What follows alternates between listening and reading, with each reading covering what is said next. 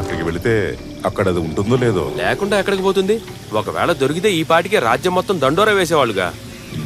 కూర్చుని ఆ పెట్టెని తేవడానికి ఒక సందర్భం ఉంది, అది తెలుసుకునే మేము ఇక్కడికి వచ్చాం. ఏంటా సందర్భం? వచ్చే గురువారం యువరాజు వివాహాన్ని ఒక ఉత్సవంలా జరపబోతున్నారు. విందులు వినోదాలు అన్నీ జరగబోతున్నాయి అక్కడ. అధికారులందరూ అప్పుడు అక్కడే ఉంటారు. ఆ సమయంలో పెట్టెని తీసుకురావచ్చు. అదే సరైన సందర్భం. ఆ ఆభరణాలు తీసుకొచ్చాక అందులో ఒకటో రెండో నాకు ఇవ్వచ్చు కదండి. పోవే పొరంబోకుతానా, అవి దేవుడు ఆభరణాలు, ఎన్నో కోట్లలో చేసే నగలు. ఆస్తి కూడా అద్దుండాలి కదే.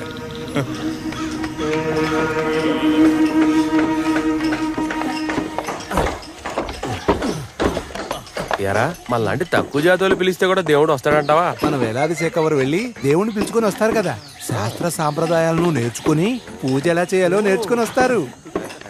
వందే శంభూమాపతిం సురగురుం వందే జగత్కారణం వందే పన్నగభూషణం మృగధరం వందే పశూనాం పతిం వందే సూర్య శశాంకవహ్నినయనం వందే ముకుంద ప్రియం. శివలింగం తీసుకొచ్చిన రోజు శ్రేష్టమైన రోజు. ఉత్తరాషాఢ నక్షత్రం, ఉత్తరాయణ కాలం. అందువల్ల గుడి పనులు పూర్తయ్యే వరకు దీన్నిక్కడే ఉంచి పూజించాలి. చగోరే, దళం అధికారులు ఇటే వస్తున్నారు.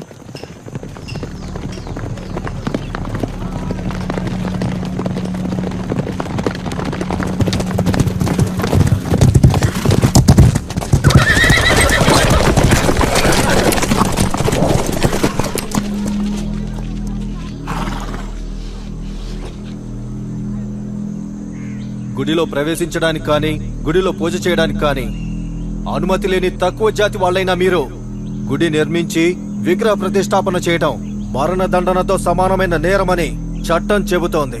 అలాంటిది ఆరాటపుల వేలాయుధ చెగావరే ఈ క్షమించరాని తప్పు చేశాడు.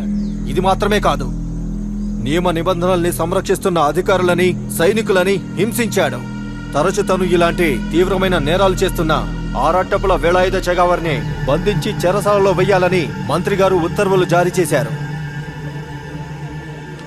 ఎదిరించాలనో తప్పించుకోవాలనో చూస్తే కాల్చి చంపమని ఉత్తర్వులిచ్చారు. ఈ సందర్భాన్ని ఉపయోగించుకొని నిన్ను చంపాలని ప్రయత్నం చేస్తున్నాడు.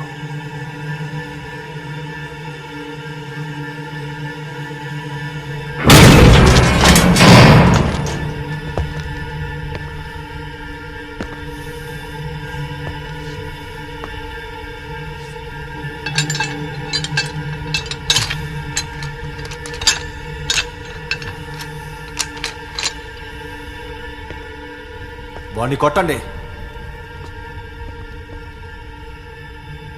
ఈ రోజుతో వీడి పొగరు మొత్తం అణిగిపోవాలి. కొట్టండి వీడిని.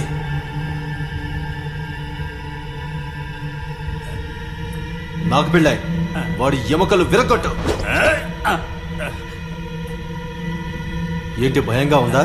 అయ్యో భయమేమీ లేదు, కాకపోతే నా చెయ్యి కాస్త పట్టేసినట్టు. పక్కకు రా కుక్క.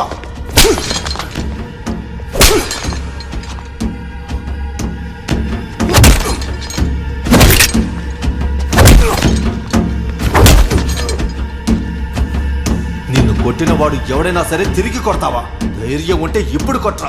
నీ చెప్పు కొట్రా, కొట్రా. నీ వల్ల అయితే తిరిగి కొట్రా, చూద్దాం.